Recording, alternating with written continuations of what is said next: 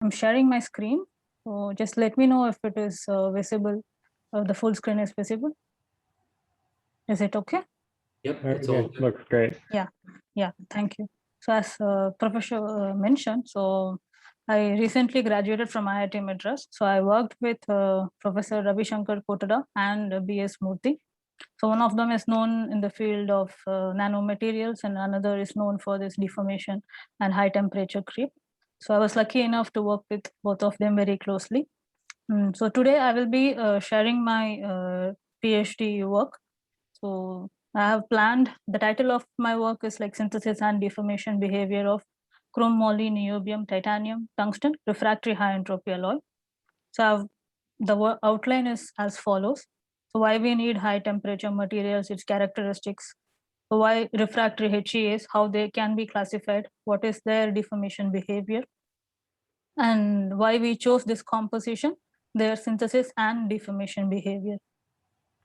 So please let me know if there are any questions in between or if there is any problem in the audio.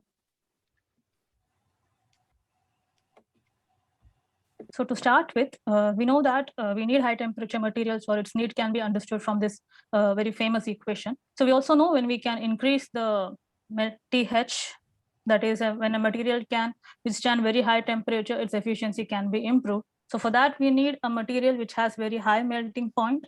And apart from that, the other characteristics are like creep resistance, that is when you subject it for constant load or stress for a longer duration of time, it should have proper creep resistance, a stable microstructure, enough oxidation resistance, adequate ductility, not too heavy, comparable with superalloys, and it should have adequate room temperature ductility and high temperature strength.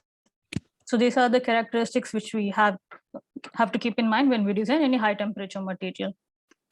So keeping in that, we know that these are the temperatures which we have. So this graph here shows the temperature capability of different materials. So we can see superalloys and refractory metals are the only two class of materials at high temperatures. So when we want to design any new material for high temperature application, so these questions come in our mind. That is how to improve its performance, how to evolve this material so as to match with the superalloys, or how to effectively design this alloy. Thinking in lines of alloy design had led to the development of refractory high entropy alloys. That is, conventionally, we used to have materials wherein we have one major principal element. So this high entropy alloy is a new concept where different elements are chosen in a range of composition. So as you can see, this refractory HEA consists of multiple refractory elements ranging in composition from 5 to 35 atomic percentage. So the advantage of these alloys is its high melting point, strength retention at high temperature. However, they have very limited application because of its high density, inadequate room temperature ductility, lack of thermal stability, poor oxidation resistance, and difficulty in terms of processing. So to see how these refractory HEAs has been classified in literature, so I have tried to classify them based on its density. So these are the first set of alloys which was synthesized around 2010 by Senko et al. So where they have elements like moly, niobium, tantalum, tungsten. So all forming a single phase BCC solute solution. These alloys were mainly developed so that they can have sufficient strength at high temperatures above 1200. Major drawback of this group of alloys was its high density.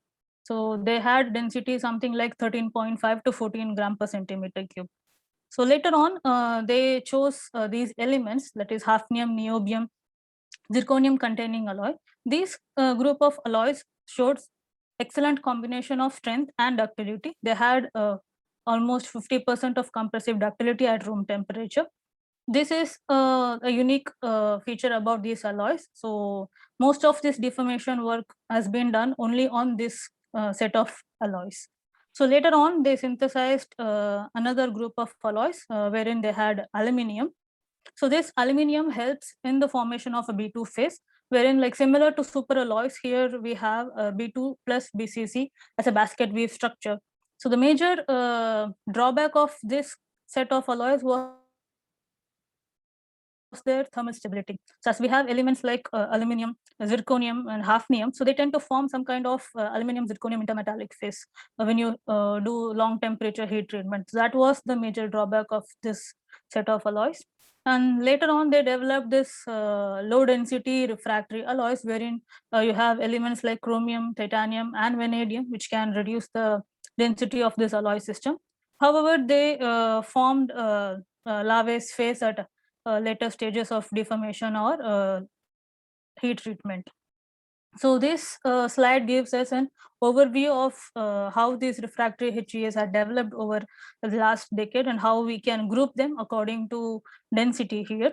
So now to see whether they can be thought of as a high temperature material, this graph will help us in understanding its deformation behavior. So here we can see that various refractory high entropy alloys are plotted along with superalloys as its benchmark, because that is one alloy which has been in service for quite a long period of time and its deformation behavior is well understood. But when we look into this figure closely, we can see that both these superalloys and this refractory HEs show a drop in temperature at about 0.6 TM. So we may think why we need these alloys at all, that too like when we choose different elements at a higher concentration proportion. So here is where we need to understand the high melting point of these alloys helps us in accessing those high temperature domain, which is inaccessible by the superalloys. Another thing what we need to understand is these refractory HEs were synthesized through casting route, that is only by vacuum arc melting. So we don't have much studies on those alloys which are synthesized from powder metallurgy route. So we don't know how their microstructure will be, are they thermally stable, and what are its deformation mechanism. So these are the three questions which I have tried to understand in my PhD work. So for that, the composition that we chose was chromium, molybdenum, niobium, and titanium, tungsten. So I'll explain why we chose this set of elements. So as I mentioned, we will be making this composition through powder metallurgy route as well. So we need to ensure that the alloy is thermally stable. So we know that these nanocrystalline alloys can grow at very high temperatures. So for that, we need to ensure this nanocrystalline structure must be stable. For tungsten binary alloys, Christopher Schu's group have actually showed that when you choose alloying elements such that they have a preference to segregate, that is when we choose elements from this green region, they tend to segregate at the grain boundary region so that they can reduce the driving force for grain growth. So they tend to form some kind of segregation or nanoclusters, thereby making this nanocrystalline nature stable. So from this set of elements, we have chosen titanium and chromium, and we have tungsten and moly for high temperature strength and high melting point, and we have niobium, which can impart sufficient ductility. So this composition we have tried to synthesize through powder metallurgy route and vacuum arc melting. In powder metallurgy route, we have synthesized it through wet milling and through dry milling. And in dry milling, we have varied the synthesis atmosphere so that we will be able to understand how this processing route is affecting its microstructure. So once the alloys are synthesized, we studied its thermal stability by doing long duration heat treatment. That is a 1300 for almost 10 days. So also the phase formation in this as synthesized condition is understood from the CalFAT studies. So finally, we did high temperature compression studies to understand the deformation behavior. So I will show the results now. So for wet milling, we carried out it in Fritsch pulverized high energy ball mill with tungsten carbide vials and balls. Here toluene was used as a process controlling agent. That is, we take the elemental powders, add them in equiatomic proportion, then put the PCA, and then you start milling it at 300 RPM. So in the as milled state, the powder contained, it showed 2 BCC solid solution with some residual elements.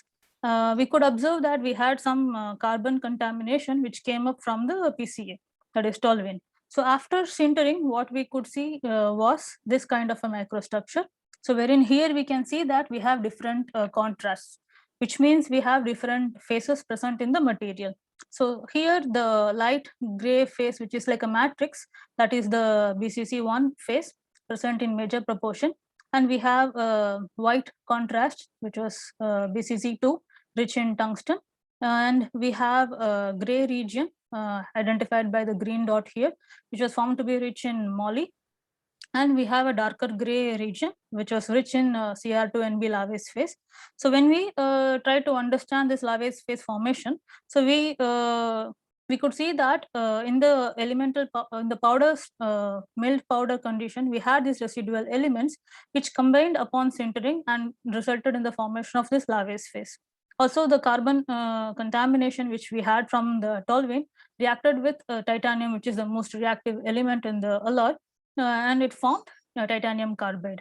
So to understand this phase formation in a better way, so we tried to do CalFAD analysis, wherein we could see the phase fraction plot at the sintering temperature, that is like 1300.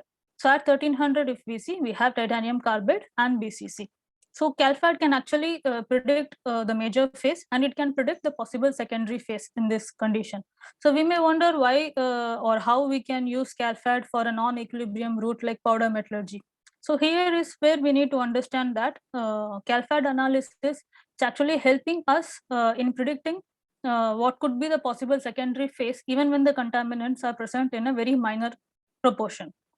So this will help us in actually choosing composition in a better way. So also, like, it could not predict lavase phase as a secondary phase. That was mainly because of the synthesis route, wherein we had residual elements, so that we had residual elements and we didn't want to have more contamination. So this lavase phase is mainly attributed to the characteristic of the synthesis route that we adopted. Coming to the dry milling scenario, so here we used Simulowire Attreator high energy ball mill. This is a horizontal high energy ball milling. It's hardened steel vials and balls as the milling media. Here milling was done both in air and argon atmosphere. So from the X-ray refractogram, we can see that in both the powder state, the air milled and the argon milled showed similar kind of phases. That is, we have a BCC solid solution along with residual chromium and niobium. So the difference actually starts showing up when we sinter these alloy powders.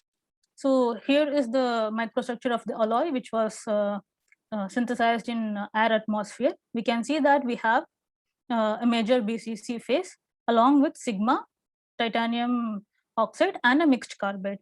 So here we need to understand that the milling media was hardened steel.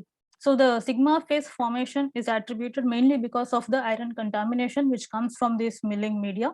So this reacts with the residual chromium which we had in the powder state, and that upon sintering resulted in the formation of sigma phase. So since it was synthesized in air atmosphere, we have this titanium oxide formation. Also, the contamination from the milling media resulted in the formation of niobium titanium mixed carbide. So when we sintered the alloy which was milled in argon atmosphere, we could see a different kind of secondary phases. So that is, we have BCC, 2 BCC solid solution. We have lavase phase and a mixed oxynitride phase. So in this scenario, the milling duration was reduced, which had helped us in avoiding the sigma phase. However, these residual elements such as chromium and niobium, it combines and results in the formation of lavase phase. So from this, we can clearly understand how the powder metallurgy variables, as in the type of mill, the milling media, PCA, and the milling atmosphere, how it significantly affects the phase evolution and the microstructure. The same composition, when we synthesized using arc melting, we obtained a single phase BCC solid solution. So which had a dendritic microstructure where we can see that the alloying elements segregate according to their melting point. So here we have tungsten, which is in the dendritic region, and followed by moly, niobium, and chromium, which goes into the interdendritic region. And the black region is where we have titanium. That is, it has the least melting point and it solidifies at the last. So the single phase was further confirmed using EBSD analysis, which also shows that the alloy has a random orientation. The single phase was confirmed using CalFAD analysis, from which we can see that at high temperature, the alloy has a single phase BCC solid solution. So now to summarize the phase formation in this composition, so where we synthesized using arc melting and powder metallurgy route. So to start with, in the The cast alloy has a single phase BCC, whereas in case of powder metallurgy route, depending on the way we synthesize and depending on the secondary phases in the powder state, so we have different secondary phases. So we need to understand that although we have different secondary phases, in powder metallurgy route, the major phase is a BCC, and the secondary phases and the contamination, it depends on the extent of alloying. Another important factor which we understood when we did this exercise was in powder metallurgy, an important factor which has to be noticed is the yield of the powder, that is how much we get back. So in dry milling, since we don't use any PCA, the powders get stuck to the vial surfaces. So the recovery of powders are very low compared to wet milling scenario. So we have chosen this wet milling and the cast alloy for our deformation studies. So this table here shows the hardness of the alloys and what are the phases present. So the last two rows, if you can notice, so these are the similar studies on the same composition done by other group, wherein they also have obtained similar kind of phases. You have a BCC phase and a Laves phase. So this clearly tells that when we make this composition through powder metallurgy, we will end up with a major BCC solid solution, and we will have Laves phase, which can be like chromium niobium rich Laves or chromium titanium rich Laves. So when we look into the binary phase diagram of this, like we have 5 elements, so we will have 10 binary phase diagrams. So that binary phase diagram will give us an idea like what are the possible phases which we can see in this kind of a system. So from that we can clearly understand that this composition will give us a major BCC phase and with possible Laves phase as a secondary phase. So moving further, so we try to study the microstructural stability of this composition. For that, we did heat treatment studies at 1300 for 10 days. So this X-ray refractogram here shows that we don't have any new phase formation. All the phases which we observed in the as synthesized condition were only present. So this tells that the phases that we have are really stable. And now to understand the thermal stability, we calculated the growth factor, which is a ratio of final grain size upon the initial grain size. So when we plot the growth factor normalized with the homologous temperature and the heat treatment time versus the homologous temperature, we can see that the alloys that we synthesized in our study, they lie at the bottom. That is, they have a very least growth factor. This indicates that the alloy has an excellent thermal stability without any formation of new phase. So this tells that the alloy is really stable for 10 days. So maybe like if we do it for further duration, we can actually see what is happening. So from this, we were able to conclude that this composition, what we synthesized, is having excellent thermal stability. So for the high temperature studies, we used Gleeble, wherein we can do high temperature compression studies at temperatures ranging from 1000 to 1350. And we deformed these alloys at different strain rates and up to a true strain of 50%. And all the deformed samples were water quenched to retain the deformed microstructure. So these are the samples that we get after doing spark plasma sintering. From this big pellet, we have cut samples of dimension 6 mm diameter and 9 mm length. And these were the samples which were subjected to high temperature compression studies. So the flow curves for the MASPS sample are shown here.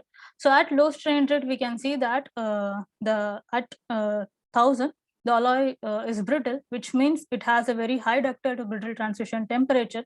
And such a high ductile to brittle transition temperature is mainly due to the carbon contamination which we have. And that is because of the synthesis route what we have adopted. At high temperatures of 1300, we can see that the flow curve is very sensitive to the strain rate. So, and at 10 per minus 1 strain rate, we can see it has a peak stress followed by a stress drop. So this is an indication of some softening mechanisms which are acting in the system. So these softening mechanisms can be understood when we look into the post-deformed microstructures. So from the flow curves, we try to evaluate the deformation parameters such as stress exponent and activation energy. So for this, we used the flow stress value corresponding to a true strain of 0.01.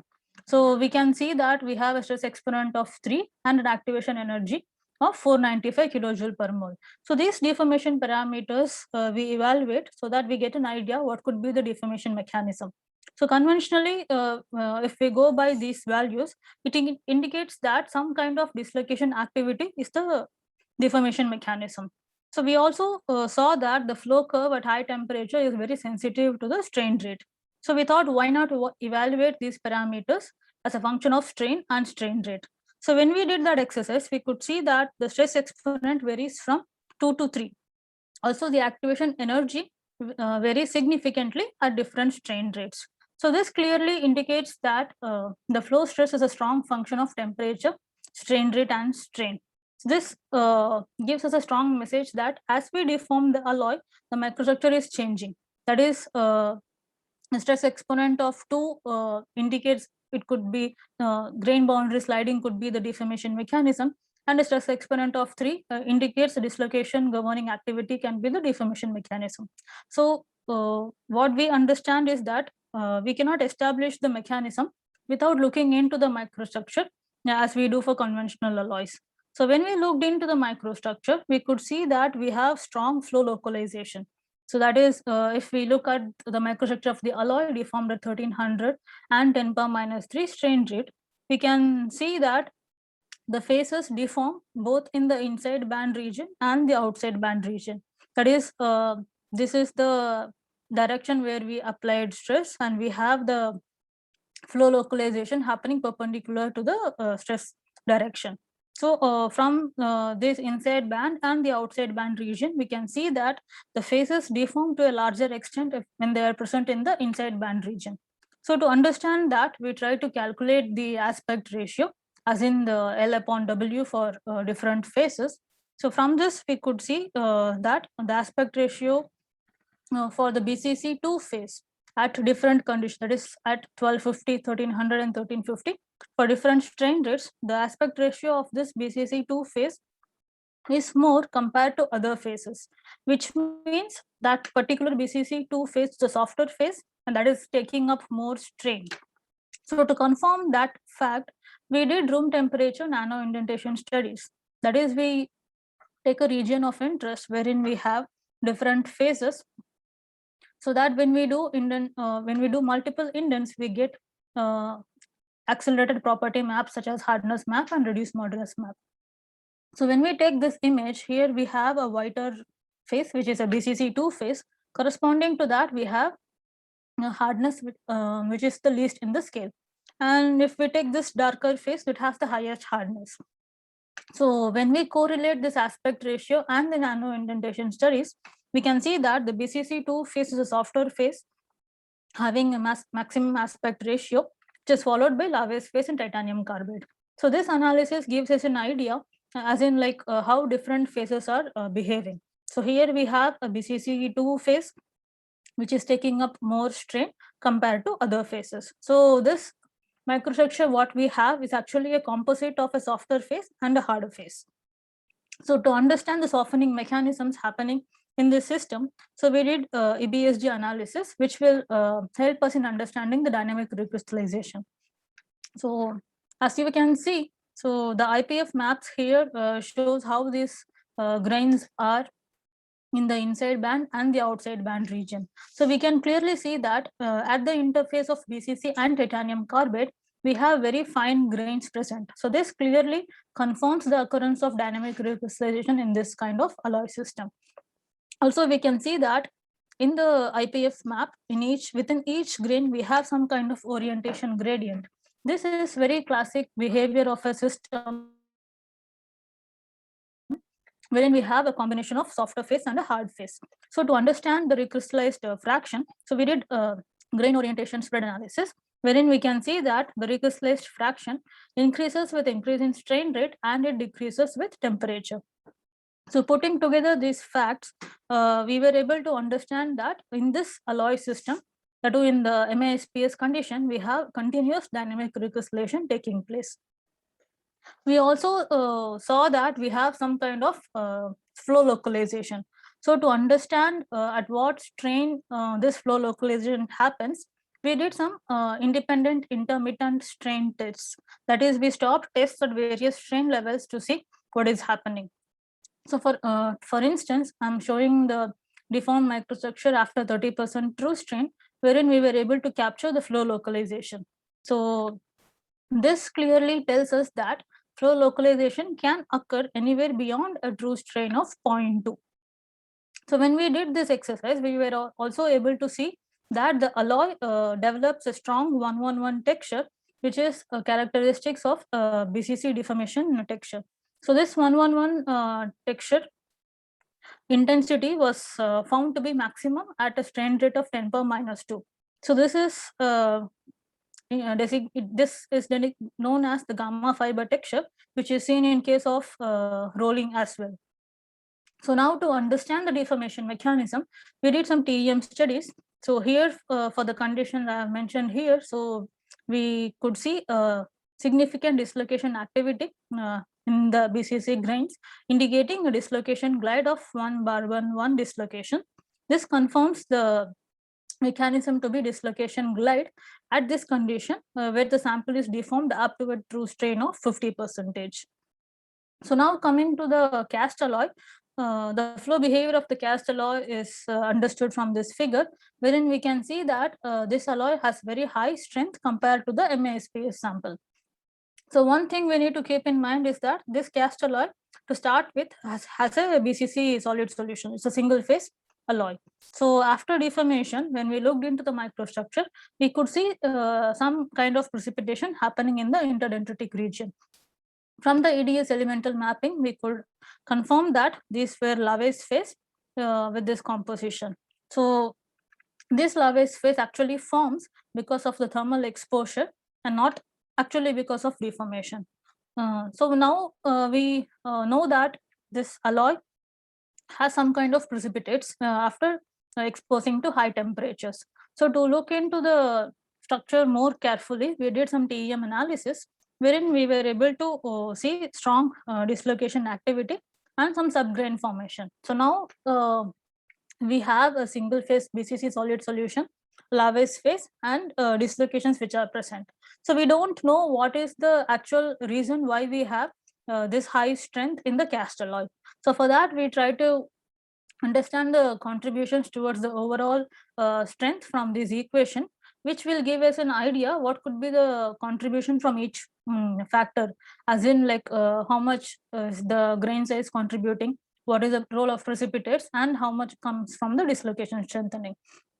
So when we used these equations, that is like from the Hall-Petch equation, we could see that the grain size contribution is something around 100 MPa, and the Lave's phase, the precipitates contribution at 1200 is 40 MPa, and the dislocation strengthening is something like 60 MPa. So when we sum up, we get something like 200 MPa. But experimentally at 1200, the yield strength is around 600 MPa. So this actually tells that the solid solution strengthening is the dominant mechanism which is acting in the system. So to understand the solid solution strengthening, we used Maresca's model, so which is given by this equation. That is, we have shear temperature dependent shear modulus, temperature dependent Poisson's ratio, the composition of the alloy, atomic volume, and the Burgess vector. This equation has been used by a lot of people to understand the solid solution strengthening, assuming the alloy has a single phase BCC solid solution.